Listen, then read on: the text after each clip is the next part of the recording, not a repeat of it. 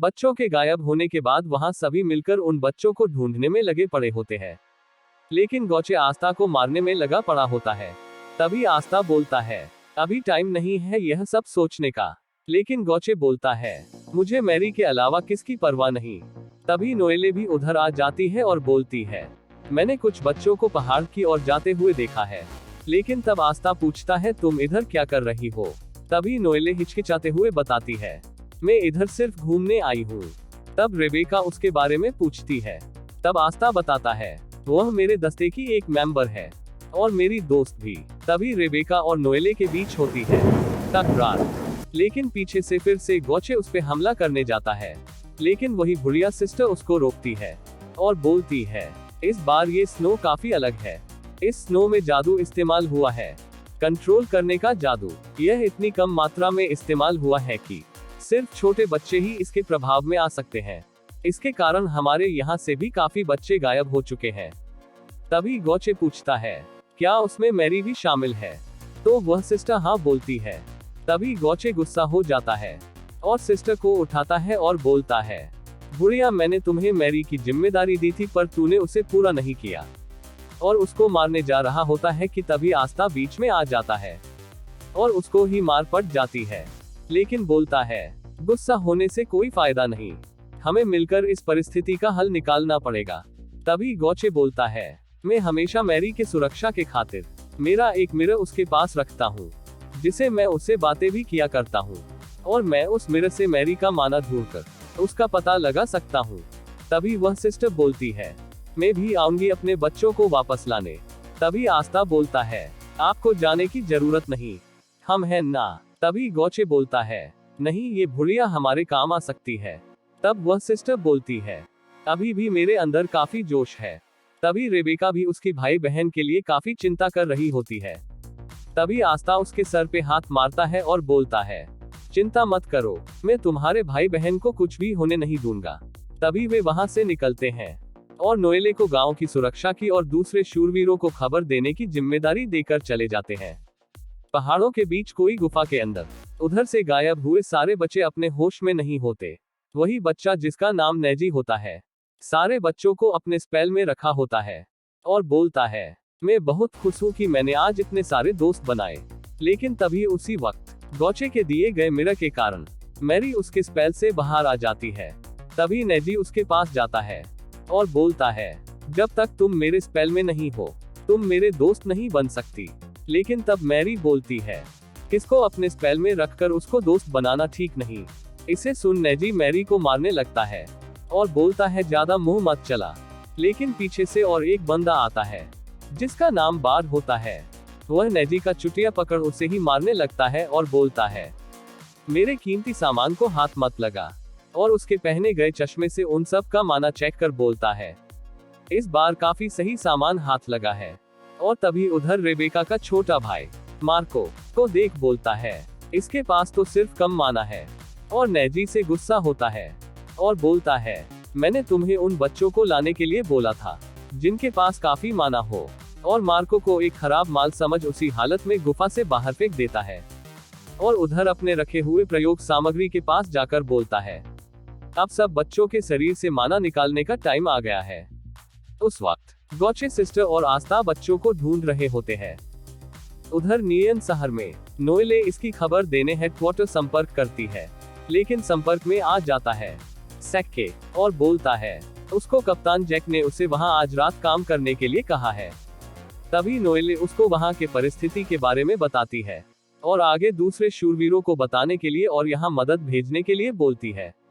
उधर आस्था की नजर वहां फेंके हुए मार्को की ओर जाता है। उसे देख वह गोचे को नीचे उतरने को कहता है, लेकिन गोचे उसे मना करता है और बोलता है, मुझे और किसकी परवाह नहीं, मुझे सिर्फ अपने मैरी की परवाह है। लेकिन मार्को को देखने आस्था उसके ब्रूम से जंप कर देता है।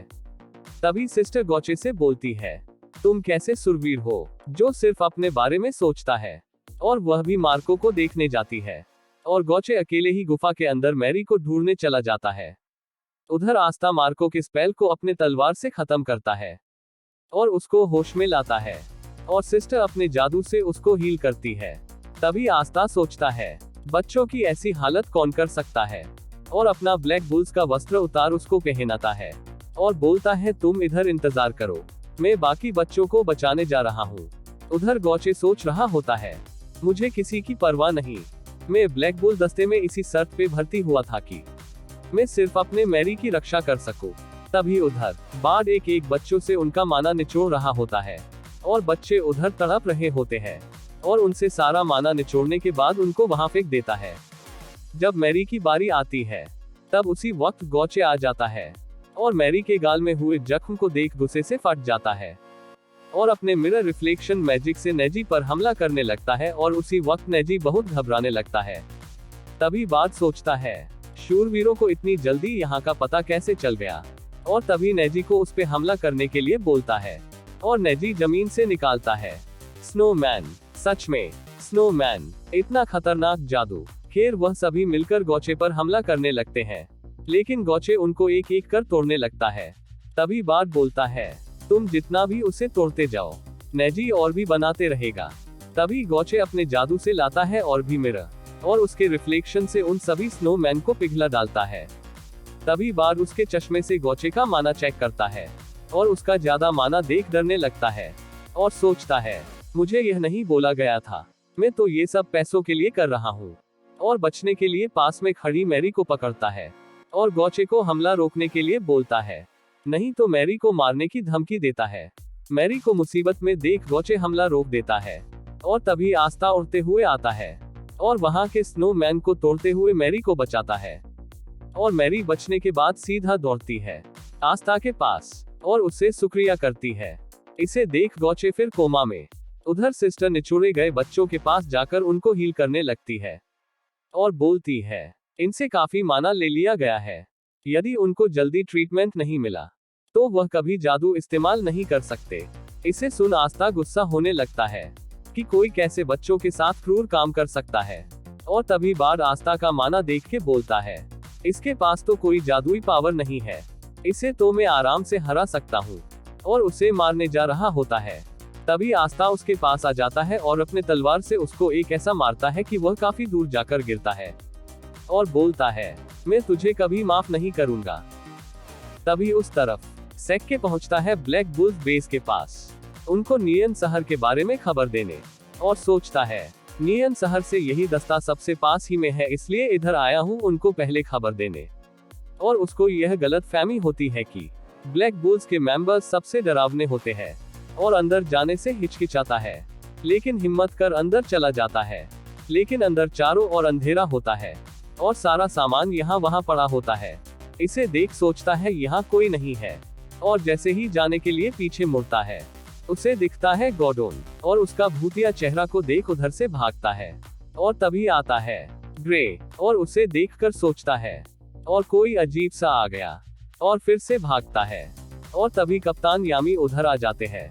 पहले सेक्के को देखकर सोचते हैं कोई उसे उधार मांगने चला आया है और उसे बाद में आने के लिए बोलता है, लेकिन बाद में जैसे सेक्के उनको समझाता है कि वह सिर्फ नोएले का मैसेज देने यहाँ आया है, तब कप्तान यामी समझते हैं और बोलते हैं, पहले नहीं बता सकता था, तुम नियन शहर के लिए मदद मांगने आए हो। और जाते वक्त सेक्के सोचता है, और कभी भी इस घटिया से दस्ते में अपना पैर नहीं रखूंगा। उस तरफ मार खाने के बाद बार्ड नेजी को मदद करने के लिए बोलता है और नेजी फिर से अपना स्नोमैन बनाता है और उसे गौचे पर छोड़ता है, लेकिन फिर गौचे उसे खत्म करता है। लेकिन तभी नेजी अपना दूसरा स्पेल लाइम रॉक जादू से गौचे को जकड़ लेता है। तब आस्था बोलता है, मैं आपकी मदद करने आ रहा हूँ। तब गौचे बोलता है, इतनी छोटी सी चीज के लिए मदद नहीं चाहिए। और तभी पीछे से ही नेजी पे हमला हो जाता है और उसे घायल करता है। और जब वह पीछे देखता है तब वहां और एक गौचे खड़ा मिलता है। तभी असली गौचे बोलता है, यह मेरा डुप्लीकेट है जो मैंने मिरर वर्ल्ड से बुलाया है, उसके मुझे जकड़ने से पहले ही मैंने इस स्पेल को एक्टिवेट कर दिया था। गौचे के इस खास स्पेल से आस्था और सिस्टर बहुत इम्प्रेस होते हैं। तभी आस्था उस बार्ड के पास जाता है और उसे पूछता है, ऐसा काम तूने क्यों किया, बच्चों का माना क्यों निचोड़ा। तभी बार्ड हंसने लगता है और बोलता है, हाँ वह बच्चे मरे और जिए मुझे इससे कोई फर्क नहीं पड़ता। तभी आस्था को आता है गुस्सा और पत्थर को तोड़ के बोलता है, तेरी सजा अब खत्म नहीं हुई, तुझे तो इसके लिए कठोर सजा मिलेगी। तभी सिस्टर अपने जादू से बार्ट को बंदी बना देती है और आस्था अपने तलवार से स्पेल में जकड़े हुए बच्चों के जादू को खत्म कर उनको होश में लाता है और सिस्टर अपने जादू से उनकी ट्रीटमेंट चालू कर देती है। तभी बार्ट अपने जादू से एक पींदी मिट्टी का मानुस बनाता है और उसकी मदद से वहां रखे एक ट्रांसमीटर को दबाता है। तभी सिस्टर आस्था से पूछती है, तुम हाजे गांव से आए हो ना? तभी आस्था बोलता है, आपको कैसे पता? तब सिस्टर बताती है, एक बार सिस्टर लिली हमारे यहाँ ट्रेनिंग करने आई थी और तब उसने तुम्हारे बारे में जिक्र की थी। तब आस्था उत्साहित होकर पूछता है, उन्होंने मेरे बारे में क्या बोला? तब फ्लैशबैक में दिखाया जाता है, सिस्टर लिली बता रही होती है, हमारे गांव में एक छोटा सा बच्चा है और वह बहुत शोर करता रहता है, लेकिन उसके पास कोई जादुई शक्तियां नहीं है, लेकिन तब भी वो हमेशा मेहनत करता रहता है और बोलता है कि मैं एक दिन जादूगर का राजा जरूर बन के दिखाऊंगा। उधर वह बुढ़िया सिस्टर भी इस बात से शौक दिखाई दे रही होती है और वर्तमान में वह सिस्टर आगे बोलती है कि सिस्टर लिली बोलती थी कि आस्था के पास एक मजबूत दिल है और कभी कोई मुसीबत में हार नहीं मानी, सब मुसीबत को डट के सामना किया और तुमसे बहुत गर्व करती थी। इसे सुन आस्था थोड़ा भावुक दिखाई दे रहा होता है, लेकिन फिर बोलता है, सिस्टर मैं तुमको कभी भी नहीं भूलूंगा। तभी उधर गोचे उस घायल नेजी को मार रहा होता है उसके बहन को घायल करने की वजह से। तभी नेजी बोलता है, मैं तो सिर्फ दोस्त बनाना चाहता था, और बार्ट को उसकी मदद करने के लिए बोलता है। लेकिन बार्ट सोच रहा होता है, यह सब मेरे साथ ही क्यों हो रहा है? यह सब उसकी गलती है। उसने मुझे बोला था, यदि तुम यह सब करोगे तो तुम्हें अच्छे पैसे मिलेंगे, लेकिन अब तक वह मेरी मदद करने क्यों नहीं आ रही है? तभी उधर टेलीपोर्टेशन जादू से निकलती है।